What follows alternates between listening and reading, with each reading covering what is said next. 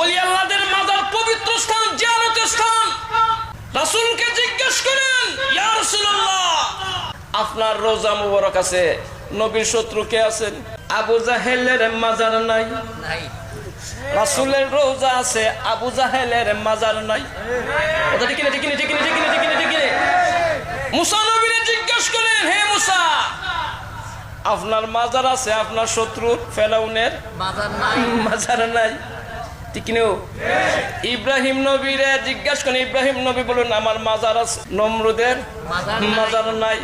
বাবা খাজা গরিবে নেওয়াজের শত্রু ফিত্তিরাজ। কথা ঠিক না? খাজা গরিবে নেওয়াজের মাজার আছে, ফিত্তিরাজের মাজার নাই। কথা ঠিক না? ঠিক না? ঠিক না? ঠিক না? ঠিক না? ঠিক না? ঠিক না? বাবা শাহজালালের শত্রু হয়েছে গৌর গোবিন্দ।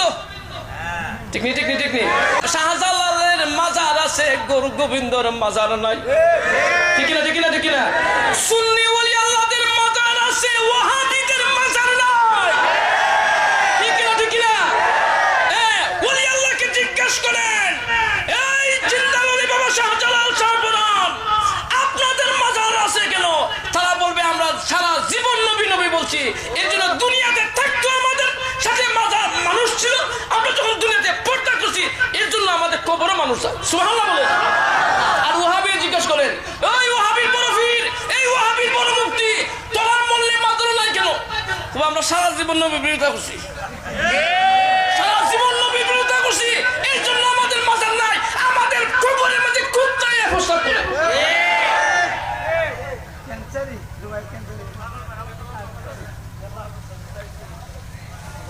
কথা ঠিক না? কথা ঠিক না? ঠিক না? এদের কবরের মধ্যে কুত্তা প্রস্তাব করে, কারণ মানুষ নাই, জিয়ারত নাই। জিয়ারত যদি থাকতো, চিহ্নিত থাকতো, মানুষ সম্মান করতো। আল্লাহ বলছেন না, মান আদালি ওয়ালিয়ান ফাকাদ আযানতাহু বিল হারব, যে ব্যক্তি আমার ওলি আল্লাহদের বিরুদ্ধাচরণ করে আমি আল্লাহ তাদের বিরুদ্ধে যুদ্ধের ঘোষণা দিলাম। আমি আল্লাহ তাদের বিরুদ্ধে যুদ্ধের ঘোষণা দিয়েছিলাম। যুদ্ধ ঘোষণা কি তা? ওই খবর মধ্যে কুত্তাকে ভাষা করে। এর চেয়ে বড় যুদ্ধ কি আছে?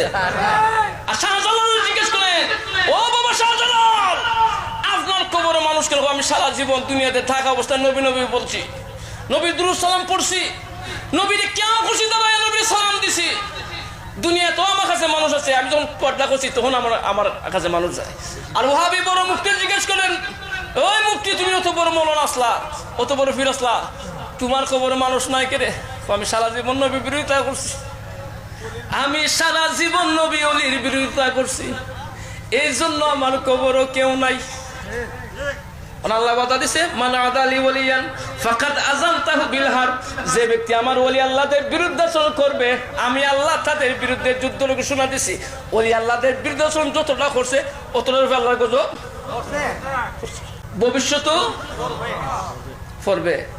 সুন্নিরা যদি এক হয়ে যায়, এক হওয়ার পর্যায়ে এসে পড়ছে, সব বাংলাদেশের যত সুন্নি দরবার আছে মোটামুটি লিয়াজম মেনটেন হয়ে গেছে।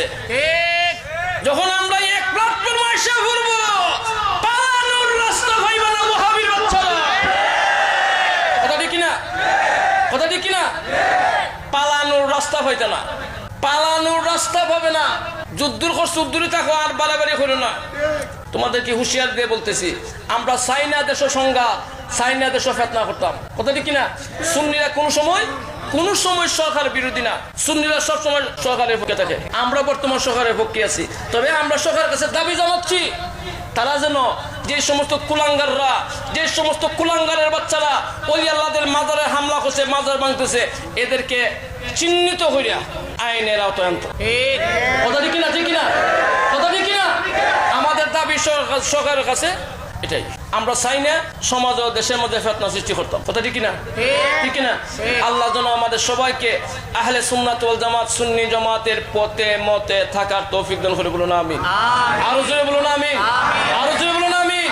আমাদের স্লোগান একটাই, ফির জারজার সুন্নিয়ত সবার, ফির জারজার মিলাদ কিয়াম সবার, ফির জারজার জশ্নে জুলুসে ঈদে মিলাদুন নবী সবার, ফির জারজার পাক পাঞ্জাতন আহলে বায়াত সবার, ফির জারজার ওলি আল্লাহদের মাজার সবার। কথা ঠিক না? কথা ঠিক কিনা? আল্লাহ যেন আমাদের সবাইকে আহলে সুন্নাত ওয়াল জামাত সুন্নি জামাতের পথে মতে থাকার তৌফিক দান করে, বলুন আমিন।